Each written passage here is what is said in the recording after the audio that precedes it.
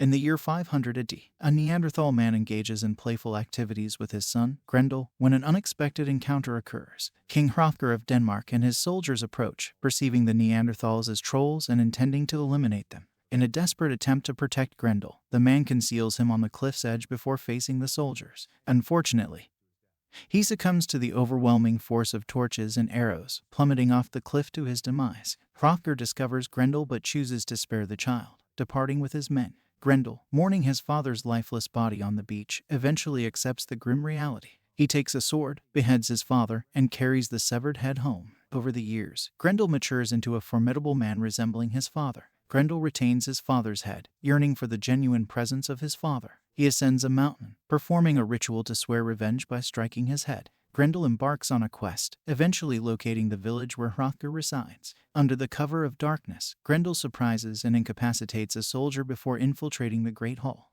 The following morning, Hrothgar discovers the grisly scene of his warriors slain and decapitated. Meanwhile, in Greenland, Beowulf emerges from the sea and encounters a helpful fisherman who assists in removing an eel from his leg. The fisherman shares his dinner with Beowulf, unaware that he is in the presence of a renowned hero. Despite Beowulf's feigned indifference towards combat, he recalls a recent battle that left a lasting impression, during which he killed multiple people with quick and precise strikes. Eventually, Beowulf manages to return home and hears a story about the Danes having trouble with a troll, so he volunteers to go and help. The king of Jutland grants him permission to take a few men, and the next morning they sail to Denmark. During the trip, a pale hand reaches out of the water to try to grab Beowulf, but he moves away just in time.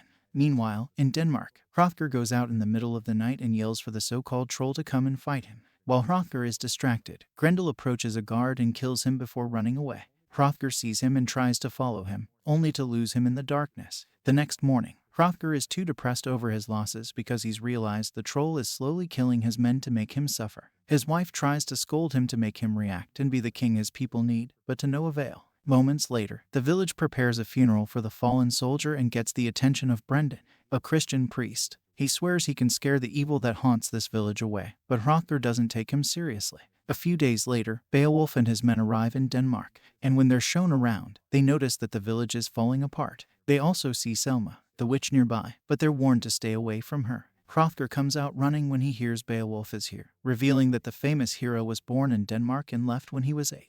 To celebrate this reunion, Hrothgar throws a special banquet. He is too depressed to offer a proper speech, so the queen guides the toast instead. Then Beowulf promises to kill the troll. Before he and Hrothgar have a talk in private, Beowulf asks if there's anything he should know, but Hrothgar swears there isn't. That night, Beowulf and his men stay up to wait for the enemy. Outside, Grendel comes closer to the village and finds Brendan praying, but after sniffing him, he decides not to attack him. Next, Grendel approaches the Great Hall and smells the door too, causing it to creak. The warriors hear this and get ready to fight, but when they open the door, they discover Grendel has left without doing anything. The next morning, they interrogate Brendan, who thinks he survived thanks to the protection of his god. Afterward, Beowulf's group goes to explore the hills to look for the troll, and on their way up, they almost get hit by a trap made of wood and deer antlers. This makes them wonder if it's actually a troll, because a trap proves intelligence. After lots of walking, they find a snowy area, which they can't cross without proper provisions and equipment, so they go back to the village. Meanwhile, Grendel is having fun playing with the skulls of the people he's killed.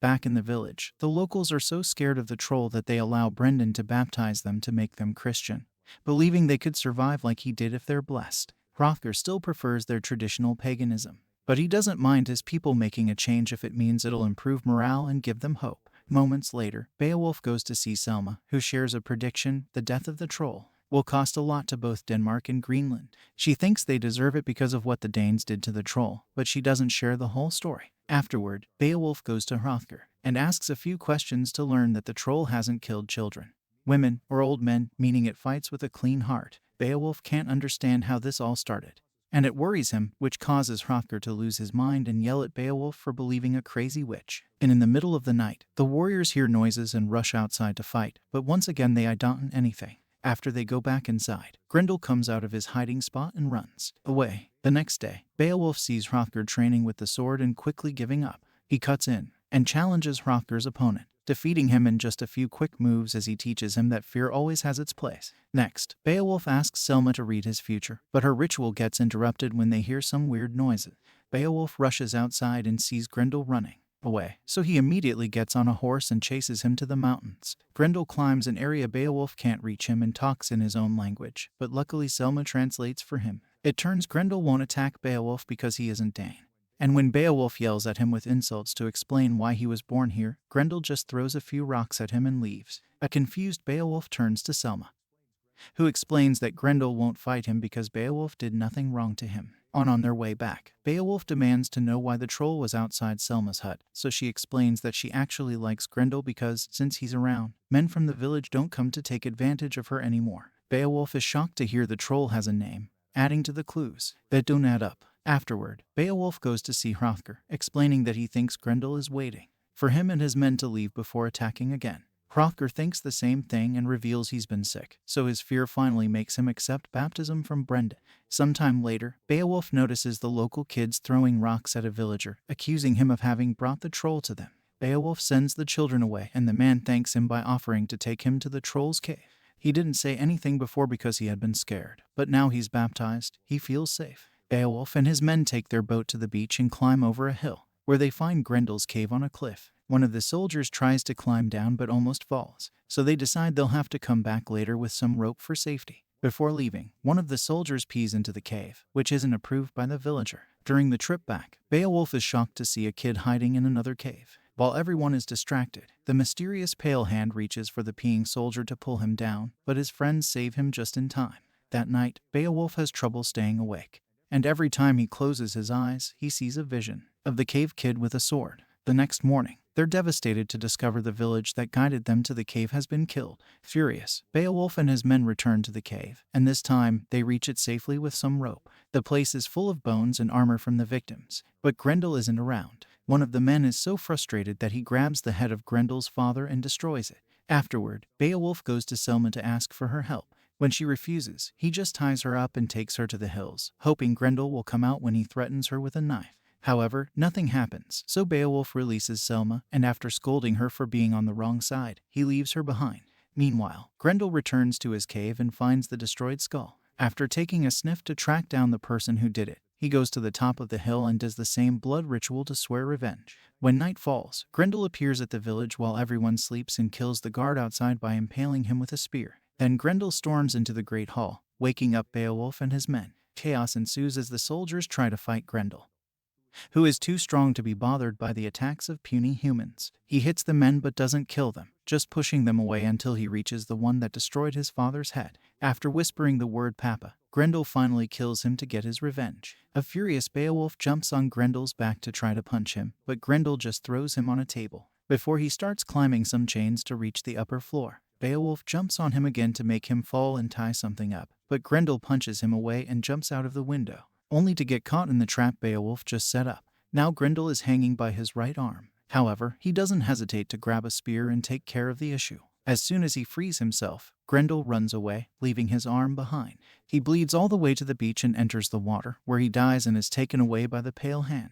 The next morning, Beowulf points Grendel didn't do anything on his own until they touched his stuff, so he wants the truth from Hrothgar. The king admits he killed Grendel's father for stealing a fish and spared the son out of pity. Afterward, Beowulf and his men follow the trail of blood and discover it ends at the sea, so they accept Grendel is dead. That night, the village throws a party to celebrate Grendel's gone, and his arm is kept as a trophy. Beowulf leaves the party to visit Selma and realizes the witch is mourning for Grendel. Selma explains that one night, Grendel found her hut and used the chance to take advantage of her. Since that day, he has never touched her again but has started protecting her against the villagers. Beowulf decides to try to kiss Selma, but she slaps him as punishment for tying her up and using her as bait. Next, she jumps on him, and they spend the night getting frisky together. Meanwhile, the creature with the pale hand comes out of the sea, revealing himself to be a sea hog. She comes to the village and quickly kills Brendan before entering the Great Hall to find Grendel's arm hanging on a column, causing her to cry out because Grendel was her son. At that moment, the soldiers come after her, but the sea hag easily pushes them away and even kills a few men before leaving with the arm.